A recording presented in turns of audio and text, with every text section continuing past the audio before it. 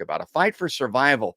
The Senate approves $40 billion additional in Ukraine assistance as the last aid package runs out. Yeah, it's run out. They need $40 billion more. Let me bring this next page up. The Senate Thursday, not today, approved more than $40 billion of additional humanitarian and military assistance. I got a feeling it's mostly military assistance, folks. And why the hell do they hook these things up? I mean, why can't they be decoupled? I'm all for humanitarian assistance for anybody, particularly for American citizens. I mean, I'm a humanitarian. I want to help Ukraine, but they put it together with the military so that the military stuff gets in there. So last aid package was expected to run out this week. The bill, which now heads to President Joe Biden for his signature, is triple the amount of aid the U.S. has already committed to the war-torn country, trying to beat back Russia's invasion. It passed 86-11, with most Republicans joining every Democrat in approving the bill. It's amazing, folks, how we can sing Kumbaya when it comes to military stuff. The aid package will meet the large needs of the Ukrainian people as they fight for their survival. Senate Majority Leader Chuck Schumer, the Democrat from New York, said right before the vote, quote, from the Schum, "It's a fight we cannot turn away from." I always hate it when somebody wants to fight or go to war and they want to say we. I'm like, who the hell is we? It's a fight we cannot turn away from. By passing this emergency aid, the Senate now can say to the Ukrainian people, help is on the way. So Schumer is ready to fight, folks. This is a guy that's never been in the sissiest slap fight there ever was. I don't think he's ever been in a thumb wrestling competition. He's ready to fight, and he's ready to bring me along with him.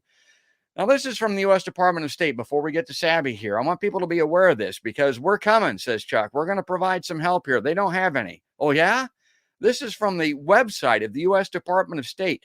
Since January of 2021, the United States has invested more than $4.5 billion in security assistance to demonstrate our enduring and steadfast commitment to Ukraine's sovereignty and territorial integrity. This includes more than $3.8 billion since Russia's launched its premeditated, all right, I'm up with premeditated, unprovoked, that's disputable, and brutal war. Yeah, war is always brutal. I mean, that's what war is. This isn't any more brutal than any other war that there's ever been since February 24th. Now, since 2014, the United States has provided more than $6.5 billion in security assistance for training and equipment to help Ukraine preserve its territorial integrity, secure its borders, and improve interoperability. How do you like that? Interoperability with NATO. And I got a feeling that if you were to go to talk to the old Vlad Putin, he'd tell you that interoperability with NATO is why there's a war in Ukraine right now. Now, again, you would believe that they don't have anything to fight with over there, that we're not helping them. This is from before. This is what we've already provided, according to the U.S. Department of State. The United States security assistance, folks, is committed to Ukraine, including over 1,400 Stinger anti-aircraft systems, over 5,500 Javelin anti-armor systems. Remember those? That's what Trump was talking about in that phone call. Over 14,000 other anti-armor systems, over 700 Switchblade tactical unmanned aerial systems, 90 155 millimeter howitzers, and 184,000 155 millimeter artillery rounds for those howitzers, 72 tactical vehicles to tow the 155 millimeter howitzers, 16 Mi-17 helicopters, hundreds of armored high-mobility multi-purpose wheeled vehicles, and 200 M113 armored vehicle personnel carriers, over 7,000 small arms, and 50 million rounds of ammunition. My God. Okay, so that's where that's at. That's long-winded. That's longer than I would like to spend. Let's bring Sabby in here and get her on the podcast by George Liveline. So, Sabby, there's a lot of assistance, a lot of help going out to Ukraine. What do you make of all that? It's incredibly disappointing. That $40 billion would have been well spent here on the American people. Yeah. So many people are out of work. People are unemployed. People are unhoused. We have a baby formula shortage in this Eh, country. There's a food shortage. If you go to the grocery stores, you see it, and they're giving money to another country. So this is the biggest problem that I have with the Biden administration. They really don't care about the American people. We are going through a pandemic and they choose to give money to someone else. So again, I think this is another excuse for Joe Biden to say we need to increase the military industrial complex budget. He can have an excuse for that now. We need to help out people in Ukraine. Meanwhile, at the same time, he just invaded Somalia. So I sincerely hope the American people are waking up to this and are paying close attention, that our government, they don't care about us. They really do not care about us at all. People are struggling. People are desperate. The homeless population has increased in this country, especially here in Boston. We've always had homeless people, but it's crazy now that there's like a mini Skid Row here, and nobody's trying to help. They want to give money to other people. They're bringing people from, and don't get me wrong, like I'm sympathetic to what is happening in Ukraine and what is happening to people in Russia, but they're bringing in people from Ukraine to come to the United States, and we don't even have enough food for everybody here right now. It doesn't make any sense to me.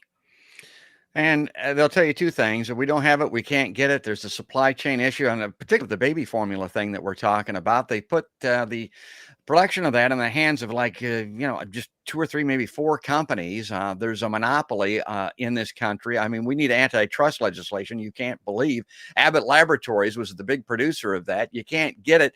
And is the government stepping in and saying, well, we'll take that over? I mean, we can do that. We will spend our taxpayers' monies to bring baby formula to babies. We got a great grandchild in this family of mine. They're hunting around. They're looking for this baby formula. That'd be a great use of our resources. But I don't hear anything from the government stepping to the plate on that type of thing. They're helping a lot to give those howitzers to the Ukrainians, and I think it's counterproductive. We talk about this proxy war all the time. I think this is, you put those weapons into Ukraine, that's just going to make them fight more. Guess who else it's going to make fight more? The Russians fight more. And what I tell everybody, Sabby, is that we should be, in addition to providing this type of assistance, or in lieu of providing this type of assistance, be working for a ceasefire, a negotiated settlement. Have those old guys in our country and in their country set their asses down at a negotiating table and get this thing worked out under a ceasefire, because as long as there's a ceasefire, however tenuous it is, there are fewer people being blown up in a ceasefire than there are in a war. So let's do that instead. But I'm not hearing any of that. Right. No, we're not. I mean, I want to be very clear here. Ukraine is not going to win this war. Yeah. And I think the United States government knows that. Right now, they're just throwing money away. Their goal, and Julian Assange mentioned this, their goal is not necessarily to win, to help them win. Their goal is to create a forever war. Yes. They just want to prolong it and keep it going on. We saw this with Afghanistan. I mean, they're not really trying to win.